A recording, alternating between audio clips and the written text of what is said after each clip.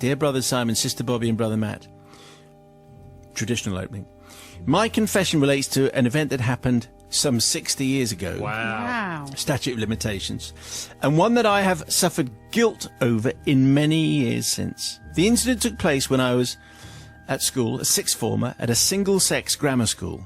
And the upper sixth girls from the girls' grammar were invited to join us for ballroom dancing lessons. Oh. Imagine that. Ballroom dance? They would probably welcome that now. Depends. You think? Depends who your partner is. If you're 15, maybe good. If you're 13, not so good. I'd plucked up the courage to invite out a girl who I'd only met as a dancing partner and was flattered when she accepted a Saturday cinema date. The film was a popular blockbuster of the time, and we were shown to good seats towards the front of the circle.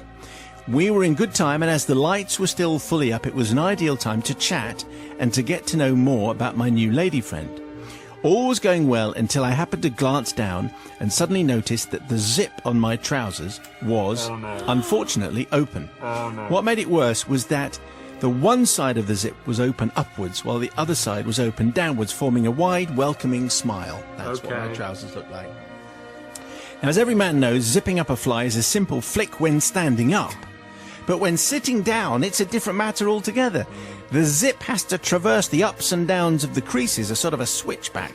And while one can straighten the mechanism by pulling down at the base and leaning back, this was a move guaranteed to draw attention to my open fly. Yeah, I think so.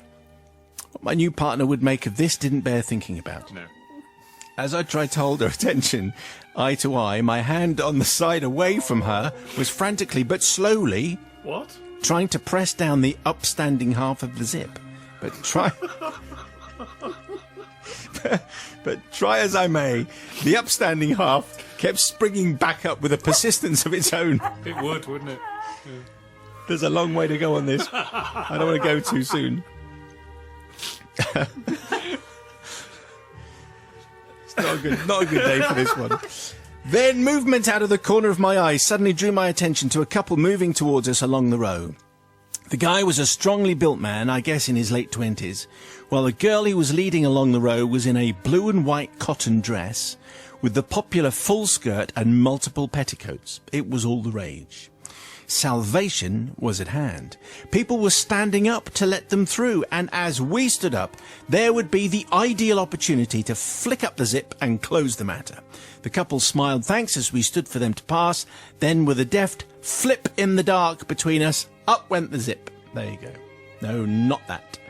Unfortunately, for reasons not immediately clear, the zip only went up halfway. Oh, no. I tugged and pushed, but now it wouldn't go down either. Completely stuck. I looked down and to my horror saw that I had zipped the passing girl's blue and white dress into my fly. Oh, no.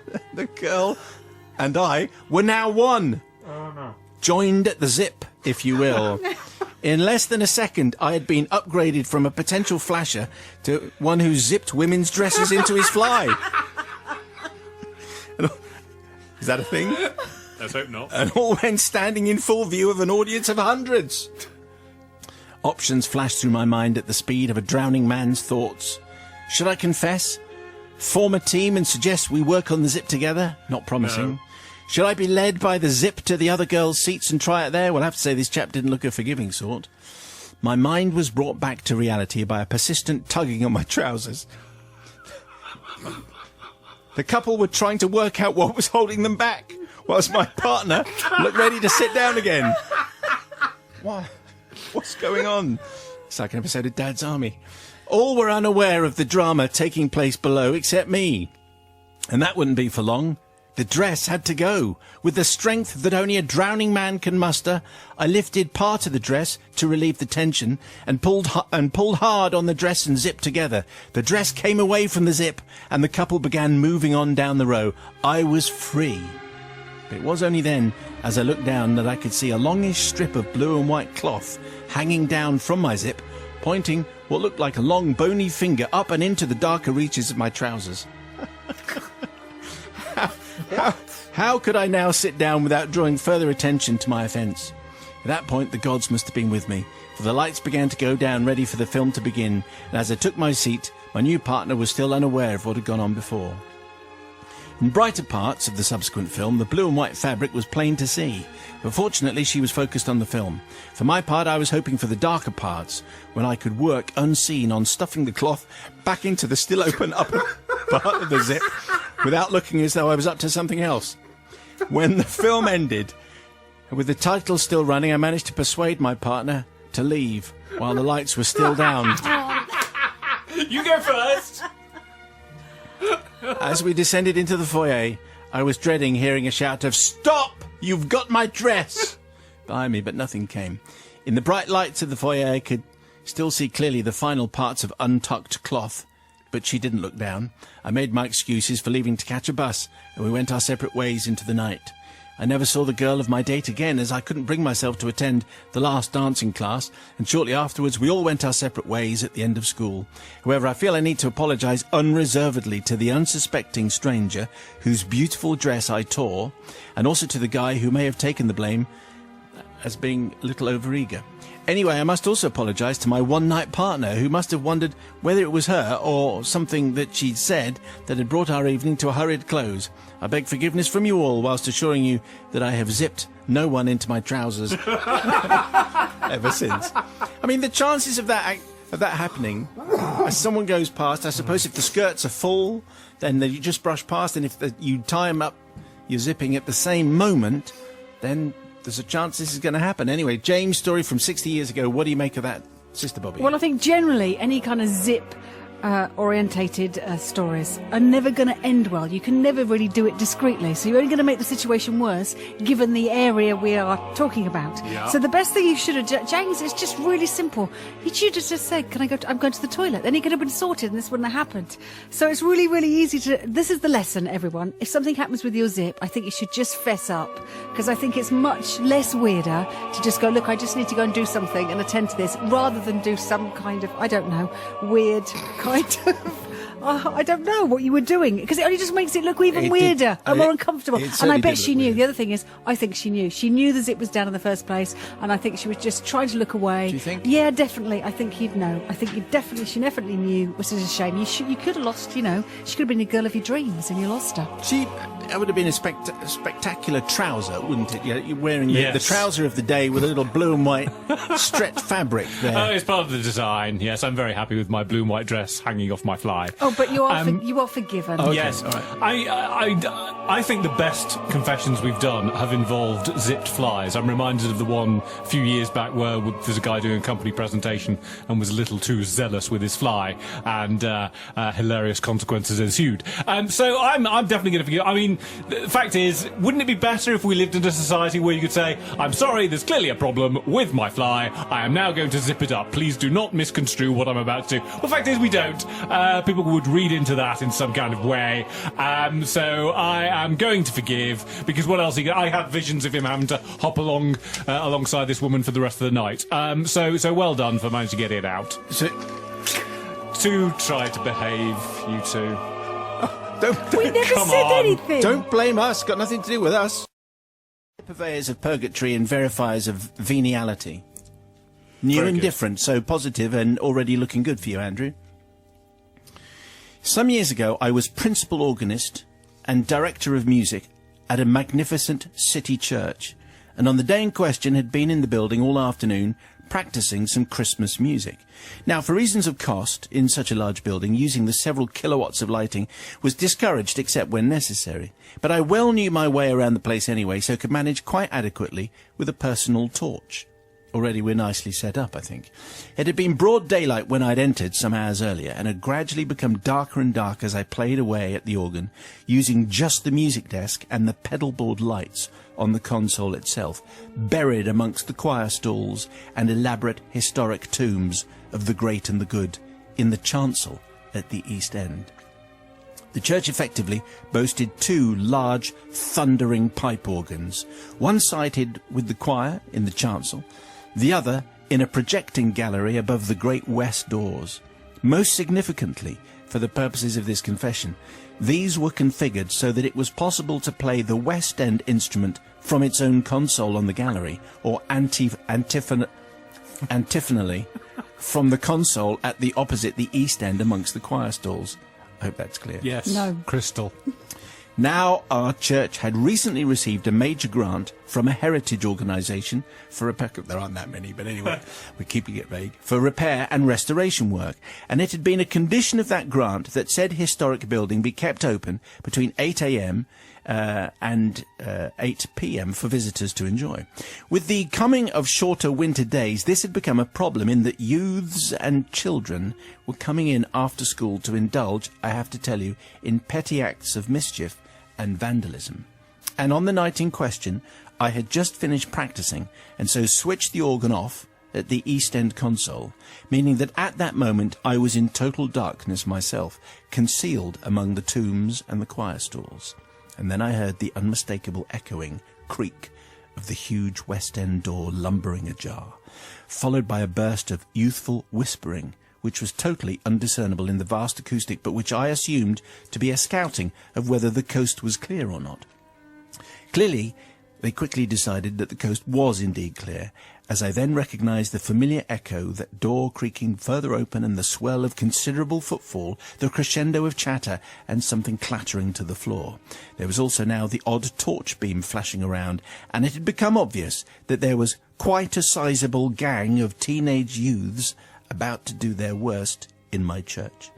There were bumps and thumps of things being thrown about, and it seemed increasingly apparent that they were egging each other on to ever more daring exploits.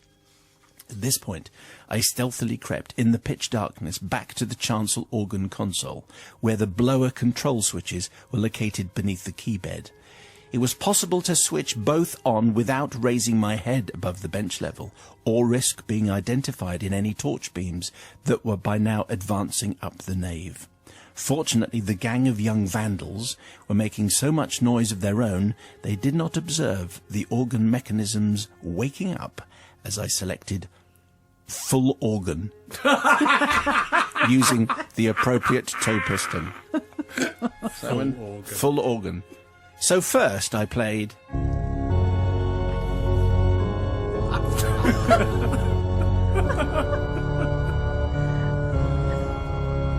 Then I tried...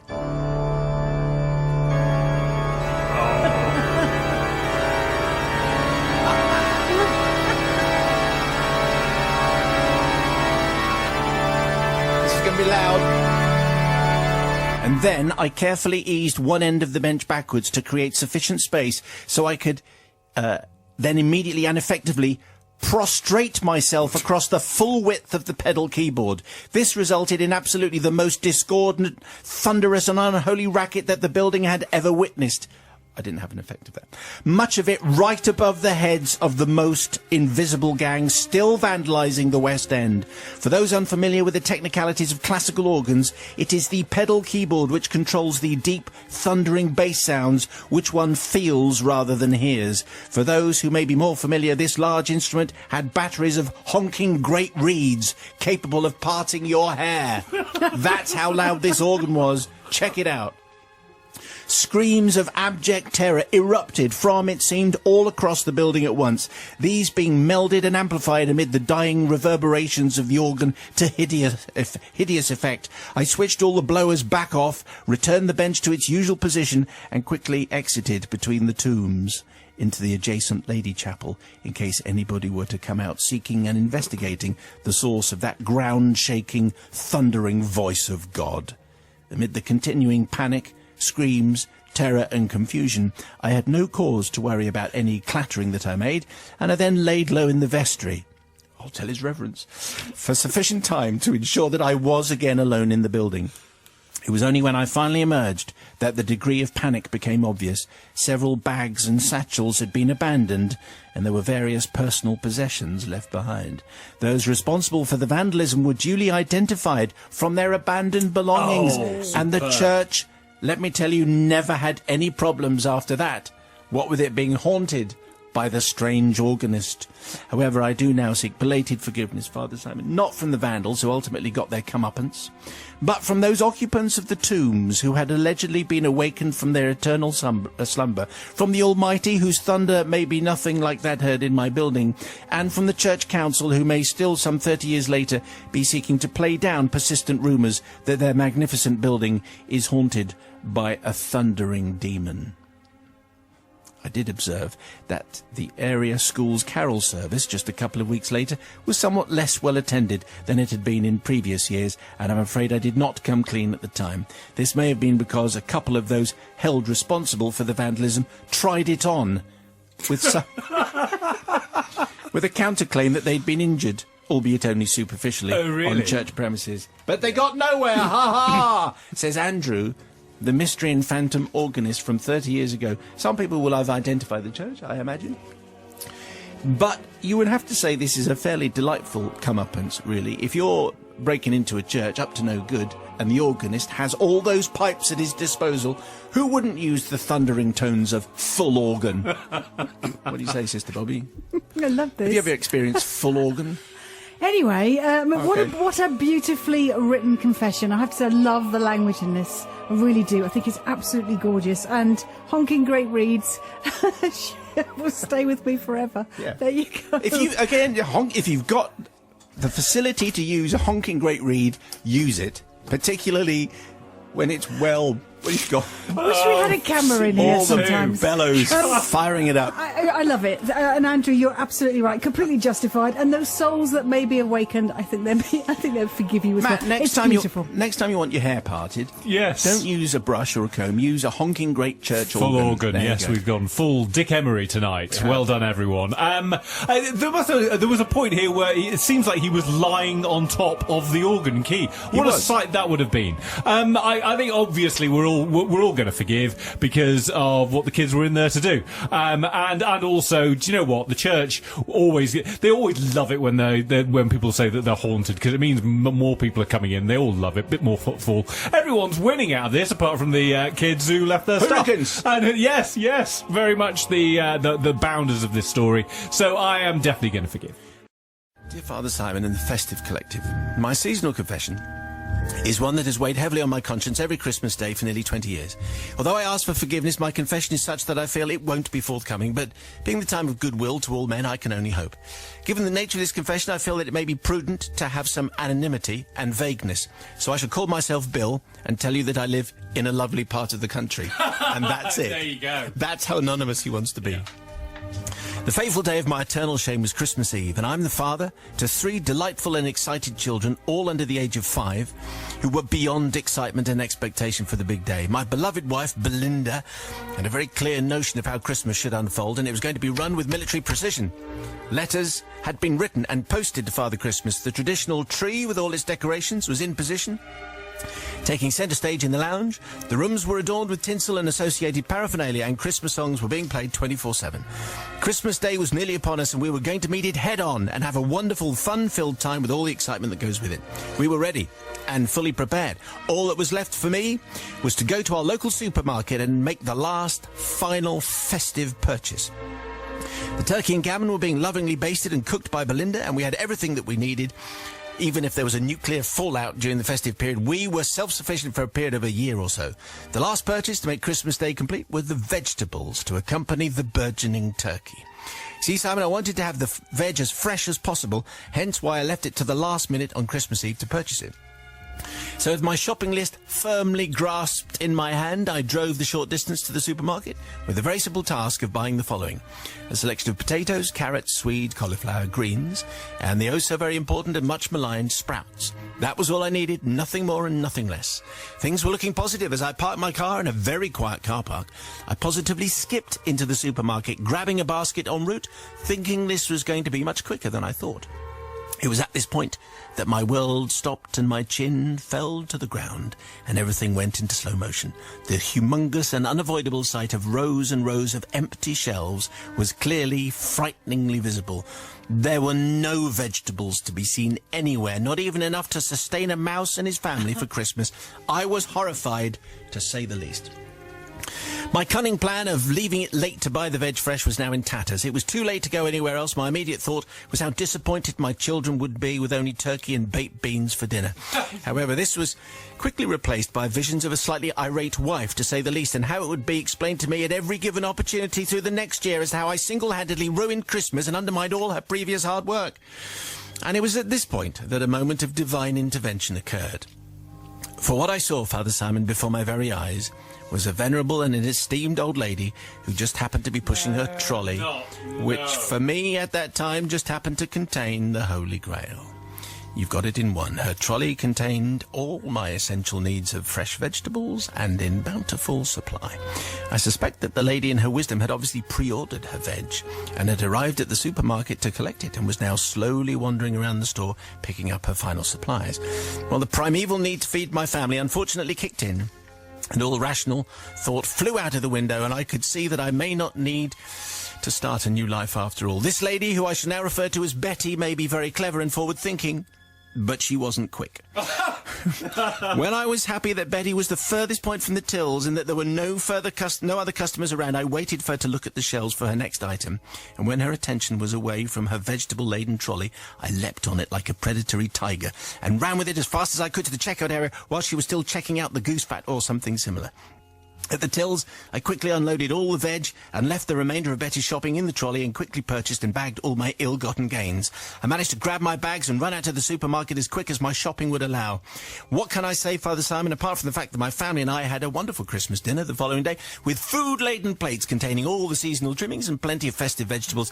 In fact, my plate was positively overflowing, my children were none the wiser, and a lovely day was had by all.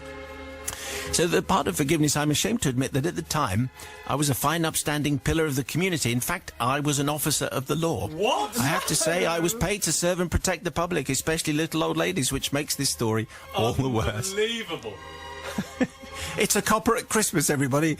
I'm not expecting it, but I mainly asked forgiveness from Betty's relatives, as there were far too many vegetables in one little old lady's trolley for her to eat on her own, so I suspect she might have had company, maybe some kids and grandkids probably attending as well, so alas, on Christmas Day they would probably have ended up just pulling crackers and wearing party hats whilst tucking into beans.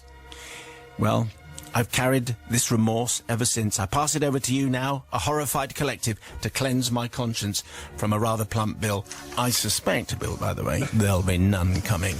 Anyway, let's see what a shocked and horrified Sister Rebecca makes of that. That is one of the most outrageous confessions we've ever had. Don't you think? I really am shocked. You see, it's just this side of legal. Well, it's not really legal. I mean, the minute they're in her trolley, it's really stealing, isn't it? Well, apart it from isn't. That, but apart from that, the morality of it is appalling. Oh, I mean, yeah, absolutely. what, is Christmas a time for survival of the fittest? No. Christmas what I'm is saying a time is for... they're not yours until you paid for them. That's not the point, Simon Mayo. Is that what you... Oh, dear. Is that what you're arguing? I'm just being provocative. Are you Plump Bill? Did you do this? What do you think? No. No, sorry, can't even comment on this. It's just too awful. Not forgiven. Not forgiven. Let's see what Novice Nige makes of it. Oh, Kill Bill. There you go. That's how Harvey Keitel in Bad Lieutenant started out, by nicking Granny's sprouts. And that's right? Yeah, absolutely appalling. No, that's not right, by the way. Yeah, no. That isn't right. What, the film? No, he didn't start True, it. I'm just checking. Yeah, I think we'd remember that if it happened in the film. good film. Breaking Bad. Bill, no. Plump Bill from somewhere nice. You've probably done time since then. I don't understand what you're It's talking not about. making now. any sense. Yeah, no, he isn't. No, I know I'm not, but you know what I mean? It was not good, and you're naughty, and I'm definitely not going to forgive you this Okay, time. fine. Brother Matthew. There really aren't any redeeming qualities here for Bill at all. And I mean, fair play to him for sending the confession in, because he knows no one's going to forgive him. This is obviously not in the spirit of Christmas. And as you know, I'm not a big believer in karma. That said, something dreadful's coming round the corner for Plump Bill. Obviously, no one's going to forgive. I can't think anyone's going to forgive him. So actually, I'm going to forgive him, because at least he sent the story. He sent the story in. It was Betty's fault, Yes, wasn't it? we all feel better at ourselves. We do. We all feel better about ourselves because we think, well, at least I'm not Plump Bill. Betty the yes, forgive Temptress. him. Betty the Temptress. Okay, Right. all right. So because he's made us feel better, Yes, he's then I'm forgiven. going to forgive for that. Forgive me, Father Mayo, and the cadre of confessional collectors, Very good. for I and my brother have sinned. Let me take you back to 1982 and a beach on the south coast called Mill Bay, which is a perfect location for a family with young children. Facing the picturesque hillside town of Sulcombe, across the tidal estuary, the bright white sands and enclosing wooded cliffs create a haven for holidaymakers and locals alike. But from the eyes of a 6-year-old with engineering pretensions, the only thing that mattered was the presence of a wide stream running down one side of the beach.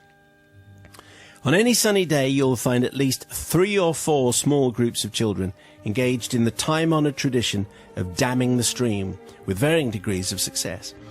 On this day, however, I, along with my younger brother, Donut, decided the approach, which is a really, really fine name, isn't it? I bet he's still called that now. Yes. Decided that approach was for amateurs, and gathering every willing infant on the beach, began the process of building a truly awe-inspiring edifice in honour of the gods of temporary constructions. Our parents, grateful for any sort of rest from our youthful exuberance, were content to keep an eye on us from the comfort of their beach towels, and indeed encouraged us to pursue our creative ambitions at every opportunity. Hence, whatever follows is obviously, clearly and undeniably their fault. Starting in early afternoon, we worked tirelessly, and although we lost some workmates to boredom and early departures, we gained others as they came to admire our work and were press-ganged into helping out. Stopping only for reapplication of sun cream and the occasional refreshment. See how he's just cornering off everything? See, he's just perfectly behaved. You can't even get him for that.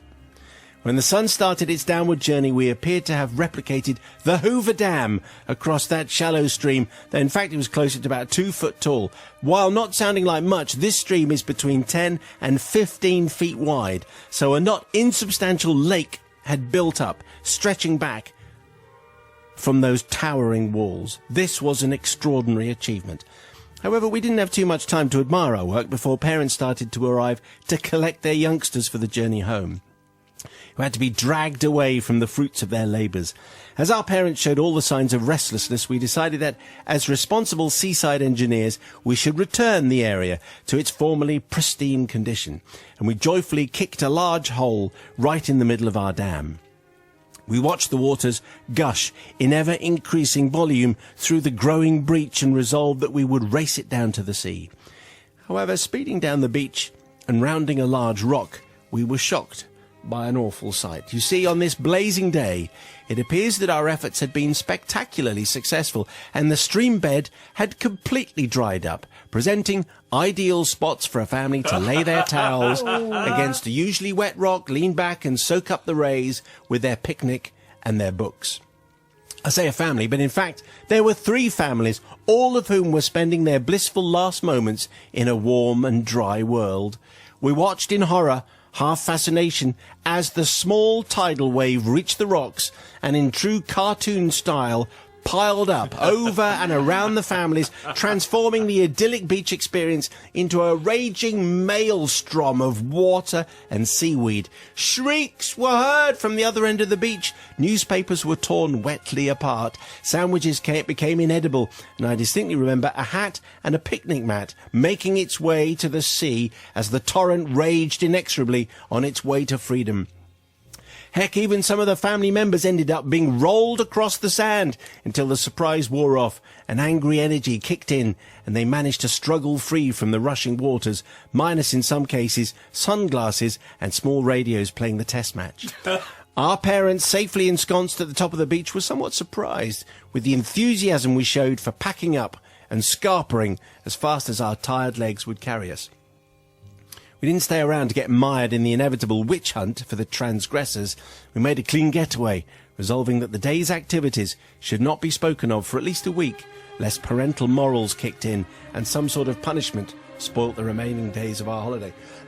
Excuse me. Father Mayo et al., we beg your forgiveness for those families who had their afternoon ruined by a small wall of rushing, cascading water. My one consolation is that if you're unable to wipe our souls clean, it was still one of the funniest things I've ever seen, and one which I will encourage my daughter and any other child to repeat at every single opportunity.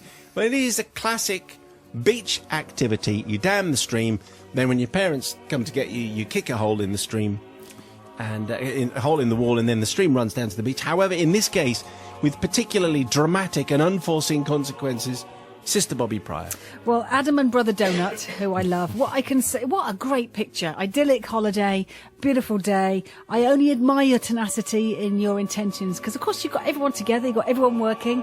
It's all good things. I can't see any malice here. Or any, None at all. No mischievous intent at all in here. It was just an accident. You're not going to say they should have checked out the beach, looked behind the rocks before they kicked the hole in their because they are dam? too young to know that. You see, the thing is, actually, this is one time when I'm going to do a mat. This is Bobby doing a mat. I'm going to blame the parents because everyone knows you don't ever camp in a dry riverbed because you never know. Have you not seen Rain Mears? Have you not seen any survival program? I always said Everyone that to knows the that. kids. Never Kids, camp- whatever you What do are when you you grow doing? up, Never. don't camp in a riverbed. True, because you never know when the rains can come. It's happened many a time. So actually, it's not really your fault because there wasn't any intent. It's a lesson for next time. But for this time, actually, I'm going to generously forgive you. Boy, kids, get out of that stream. Brother Meth? Yes, well, I like Bobby, have no sympathy for the holidaymakers who are in this dried-up riverbed. Frankly, if you go to the beach, you're going to get wet. You're going to get wet or you're going to get covered in sand. So, them's the breaks. However, where I differ with Sister Bobby is that I don't buy the fact that they didn't know that there were these other families. I think they knew full well. Why else were you building the dam? You were building the dam because you were hoping that people were going to get into the shallow, dried-up riverbed, and then when you unleashed that dam, when you stomped your way through it, they were going to get soaked. That was the whole point of what you were doing. So, yes, a little bit too convenient, your excuse. Is that right? But I am definitely going to forgive.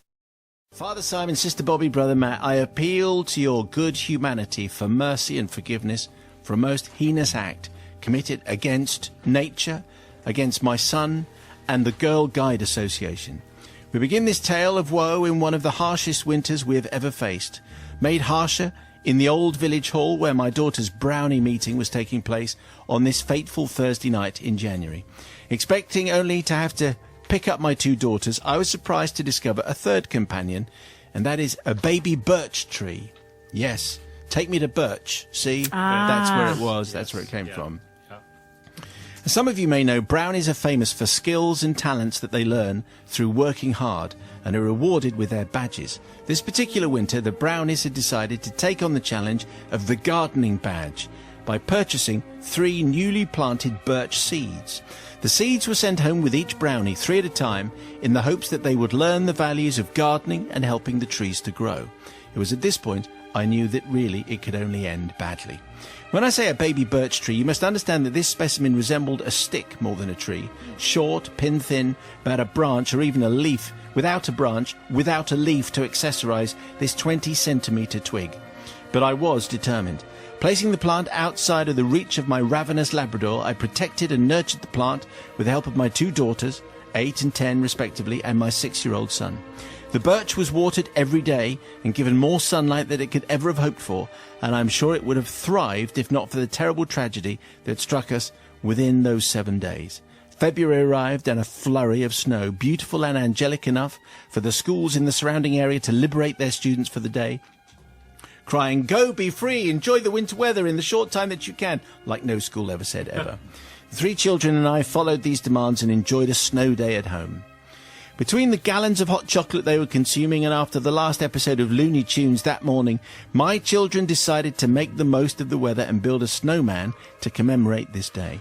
I fetched them a carrot for the nose and left them to it, enjoying the warmth of the kitchen as I prepared their lunches until they fetched me to see the finished piece of art. At this point, I wish I hadn't seen The Snowman, the new Michael Fassbender horror movie, where the snowman indicates very bad things are going to happen. But anyway, it's not that bad.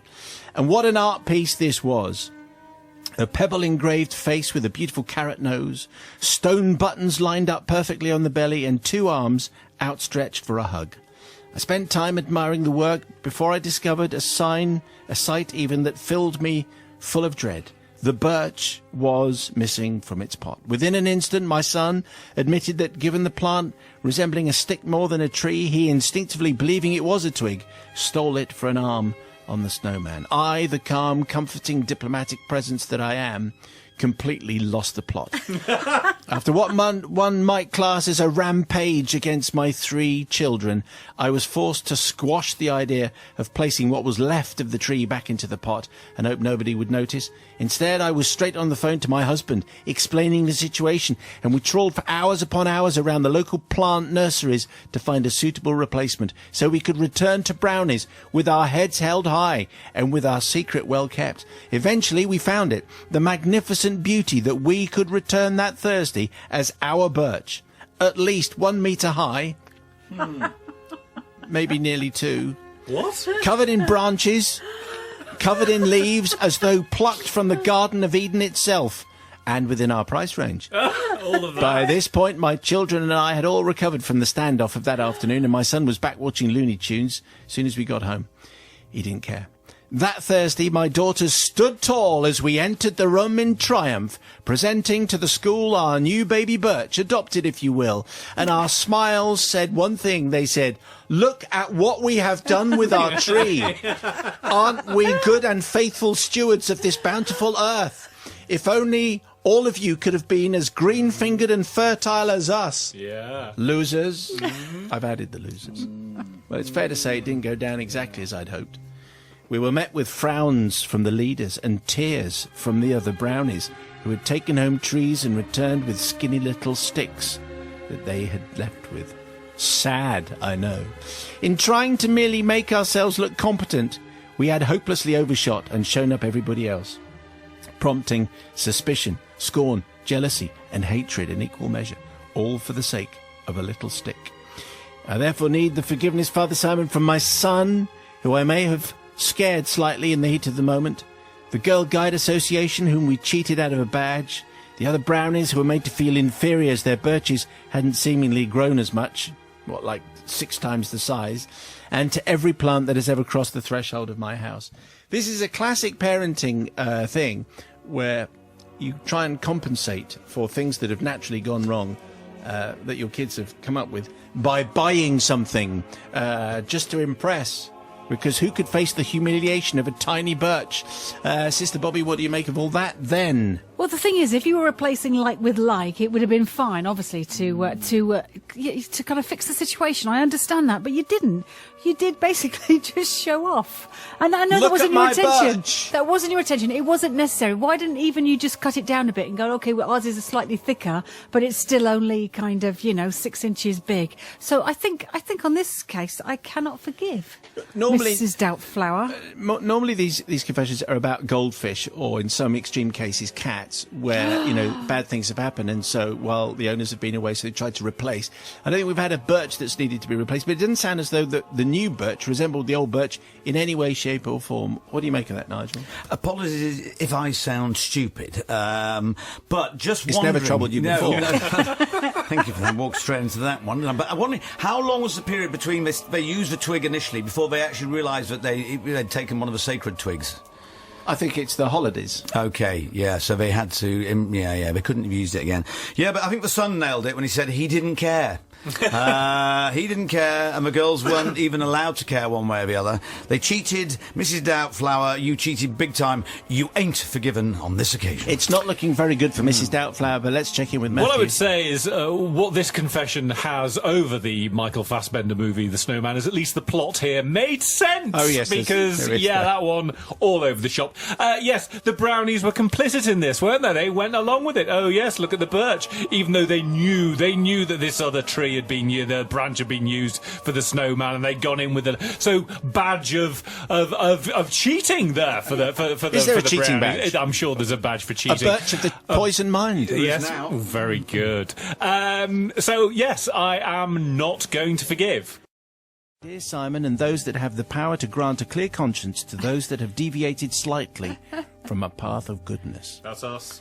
I wish to ask for forgiveness for a small but rather wicked act that, in my defence, I carried out whilst rather bored as a pre-teenager.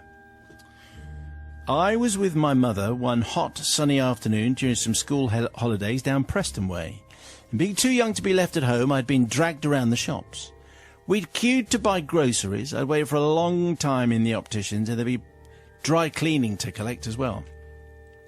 My mother is particularly friendly, so this trip with the bank as the last stop seemed to go on forever. She would stop to chat to everyone that she knew and even a couple of people that she didn't. So finally, when we get to the bank, in these times, banks were much simpler, I should explain. For 99% of things, you needed to queue to see a cashier, and the queues could be very, very long. This particular branch was old and dated, and very much in need of a refurbishment, with dirty green linoleum tiles on the floor, and the walls painted a light brown. And unlike today's modern banks, this particular branch had no offices, and all of the staff, including the large elderly bank manager and bags of cash, could be viewed working away behind the cashiers. It's almost the bank from Mary Poppins, but not quite. Wow. Because that was super old. Yes, it was. Now, and then you go fly a kite when everything's Yes, fine. correct, Now, yeah. and you just need tuppence. Yes, a bag. For paper and string. Feed the birds. Yep. Or if you invest it Yeah. wisely. Oh, yes. Somewhere in the bank. Let's just do this. Let's first. just burst into song any minute. Now, your younger listeners might not know that back then everything was done on a form. To deposit money, a customer would take a form and fill in one side, indicating the breakdown, the sum of the cash, all the numbers that you could possibly think of, and then hand it over. The customer would pass the form and the cash under a glass screen with speaking holes in it to the cashier, who was entirely shielded from the customer, and apparently with the press of a button the cashier could very quickly raise a steel bulletproof barrier from the counter in front of them. An ominous reference, I think, so halfway through a confession. Yeah. But that's true. It wasn't so long ago that was the way every bank looked. After what seemed like hours of queuing, I was rather bored, says Steve. And to be honest, I'm not great when I'm bored. My mind wanders and I find myself things to do.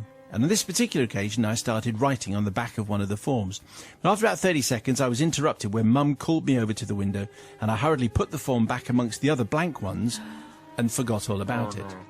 It was only a month later, when I came across a copy of our local newspaper, that I even remembered that I'd been in the bank at all. So I read the headline on page 4. A chill went through me as I realised the monumental consequences of my childhood scribbling, which was, well, the headline is, "Fake hold-up note panics bank staff." The story went on to describe how an old man had presented a cashier in the bank with a note that said, "This is a hold-up, be quiet, say nothing, empty your till of cash and pass it to me." Oh, no. I have to confess that this was actually my doing.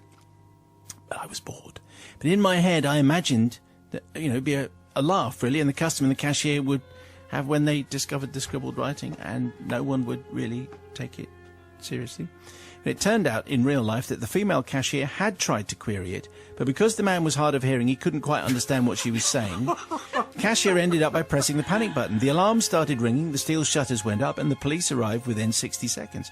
The queue of customers panicked, the bank staff went into a bank hold-up routine and locked themselves somewhere safe, and worst of all, the poor old man was actually arrested and escorted away in a confused state. Eventually, it became apparent that the poor man obviously knew nothing about the scribbled demand on the back of the form. He only wanted to take out £10. Oh, man. Not £100,000. Just a tenner is fine. Couple of fivers. I'll take it in 2 shilling notes. No, 2 shilling coins. Yeah. Yeah, those. Was it that long ago? Don't think so. Threepenny bits is fine. Yeah. Order was restored and the poor gentleman was released, confused and probably more than a little bit angry. So I need forgiveness for causing distress to the old man, the cashier and the bank staff, also for wasting police time and upsetting the queue of customers in the bank at the time. That said, I would like to think that it was a useful practice for the police and the bank staff. It should also be taken into account I was generally a very well-behaved young man and had never been in trouble in any way before setting up this old man who got carted off to the Nick when he just wanted some money out of his account. So, interesting. Not many banking confessions make it through, but let's see what Sister Bobby makes of this. Well, Steve from Preston. It's tricky, isn't it? Because you had absolutely no idea and no intention of the consequences, although they were absolutely massive. Writing a note is relatively harmless, you would think. Well, the thing is, I was quite impressed with all you remembered. I would remember this is a hold-up and then forget. All the rest of it was quite detailed. So I'm quite interested to how you kind of remembered that. So I wouldn't have remembered all that, would you? No. Everything, don't say whatever. But I do think, actually, the consequences were completely out of your control, out of your intention completely, and it was a complete accident. However, the error of your ways, there's a lesson to be learned. Is there are places you don't muck around, and that's airports and banks, Yes, obviously. yeah. That's There very is true. no joking there. No. So actually, Steve, it's actually really easy to give you a clear conscience. For your slight deviation, you are forgiven this time. Yeah, I would think you're quite right. Customs you don't muck about. In banks you don't muck about. But this No. so the little boy wrote a little note. I mean, it's worth saying, Steve was pretty young at this time, and, we've all been young and foolish and done things that are a little bit silly and ill thought out. And so who are we to stand in judgment You're the on confessional that? 'Cause collective. that's exactly what we are, and so we are going to stand in judgment. But I am going to forgive here because I'm A, in that kind of mood, and B, idle hands, devil's work and all of that. So, lesson for us all. Surely there are 3 sentences that didn't seem to go anywhere. Anyway, I'm going...